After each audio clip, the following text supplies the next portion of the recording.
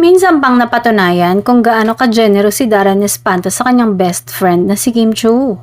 Bukod sa pamimili nito ng mga ibinebentang bag ni Kim mula sa negosyo ng aktres, nagpaletsyon pa ang singer-host na agad namang ikinatuwa ng buong tropa sa noontime show. Ikinaaliw hindi lamang ng mga Darrenatics ang pagiging maluwag ni Darren sa kanyang mga kaibigan, kundi labis ding natuwa ang Kim Paulandia sa pagiging supportive ng young singer sa kanilang lodi. Para sa marami, isa itong patunay kung gaano kahalaga ang tunay na pagkakaibigan lalo na sa gitna ng mga pagsubok. Bida nga online ang screenshot ng isang larawan ni Darren na nagsiselfie habang nasa background si Kim at ang iba pa nilang co-host.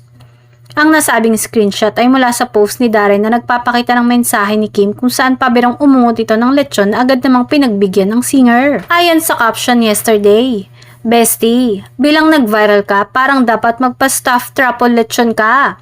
Salamat kay Kuis Jong Hilario sa pag-pick up."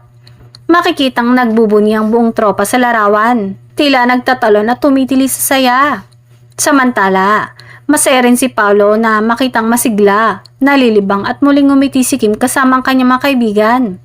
Mga taong hindi siya iniiwan sa kabila ng mga pagsubok na kanyang pinagdadaanan.